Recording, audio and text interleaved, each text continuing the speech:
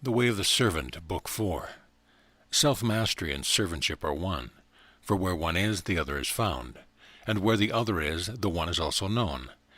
Mastery is that state in which not one thing of the world compels you in any direction, yet not one thing of the world is judged. This must naturally follow for the mind to which peace is returned.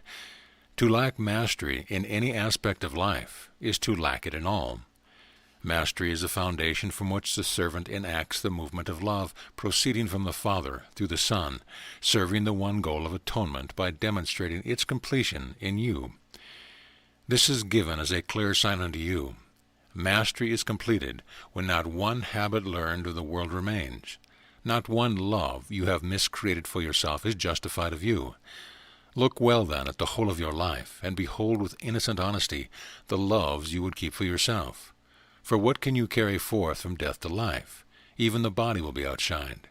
And if you love the Father above the world, what would you leave untransformed by the radiance of your union? You can give only what you possess, and what you possess exists for you only because you value it. What treasure will you lay at your brother's feet? For where your treasure is, there shall your heart be also, and your heart is all that can be given. I have said before that the world is but a symbol. Choose wisely what your world will symbolize for you. For it is the symbols you choose which your sister will see. Thus is your heart revealed, and you have spoken your judgment of the Father. She who knows me walks with me, and she who walks with me makes straight her path, and all things are given to the praise of what God is, love. Love embraces all things, heals all things, transforms all things, celebrates all things, and above all, mirrors what God is in all things.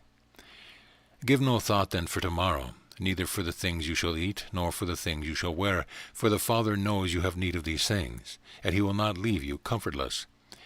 When I once asked you to take no thought, you unwittingly failed to hear me, deciding you can direct the choice of what you would eat and what you would wear, and thus cleverly cherish the loves you would desire to keep. To decide for yourself is precisely to take thought, that is, because you failed to let the Comforter choose for you. Right-mindedness was cast aside and the real world abandoned. But she who praises God in all things keeps no decision for herself, listening only to the voice of God, and the servant knows the voice speaks only with perfect reason.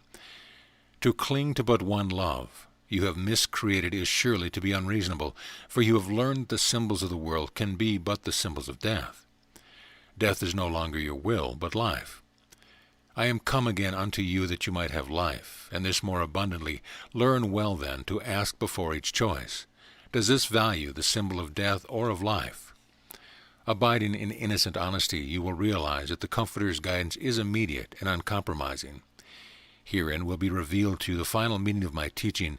Take no thought, for the Father knows you have need of these things. In this, the next step has been taken. Released from the insane belief in sacrifice and loss, not a single love does the servant keep for himself. Knowing with a certainty beyond question who walks with him in the way that he chooses to go, he steps with gentle authority on the path set before him.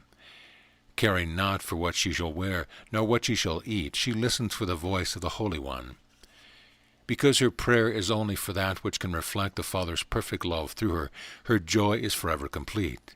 And the Comforter's guidance is without reproach, revealing the gifts that are brought to serve the one desire that alone arises in the holy mind of the servant. That all I do, and all I say, that all I think, and all I share, that all I be, do, and have reflect the radiance, the joy, the grace, the laughter, the compassion, the power, the vision, and the mastery of my Father's one creation, Christ I am. And the things that she wears and the things that she eats whisper to the world of the love with which the Father has restored his precious child to her rightful place. Whenever you are not wholly joyous, it is because you have chosen wrongly. For from choice there always follows action, and from action always experience. For those with ears to hear, let them hear. He who has learned that death is unreal gladly releases the symbols of death, even within the illusion of time, down to the least jot and tittle. The awakened servant, having truly chosen to teach only love, because love alone is desired, moves from the silent foundation of union unto life everlasting, reaching only the symbols of life. For by teaching he learns, and by giving he receives. The way then is easy and without effort. From the thoughts you would choose to think, to what you would eat and what you would wear, take no thought of yourself, but receive the guidance of the one sent unto you of the Father, because he has loved you from before the foundation of all worlds. Herein, while time seems to last for you, are all things translated into that which reflects the Holy of Holies, and what was hidden is now revealed. I give even the body that it might be glorified in glad tribute to my Father, for she who gives all receives all. Remember then what I say unto you now, if your brother is hungry, you are without nourishment, and if your sister is alone, you are separated from the feast. Because there is nothing outside of you, you are the good shepherd, and I ask only for you to accept the truth that because you have chosen to awaken to your own call, the time is at hand for embracing with me all that is given you, that the world might be restored in us, the holy, unlimited, and only begotten child of God.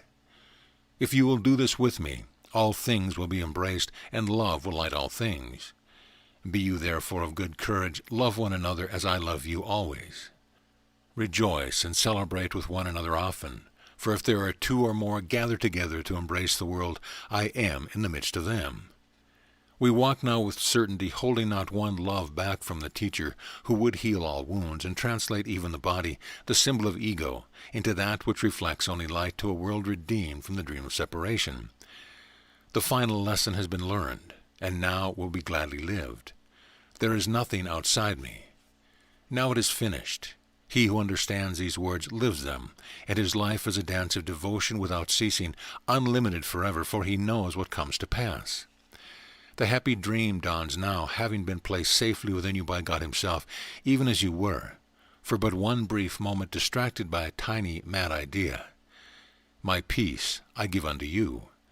Not as the world gives do I give unto you. Because you have received me, you give me to the world.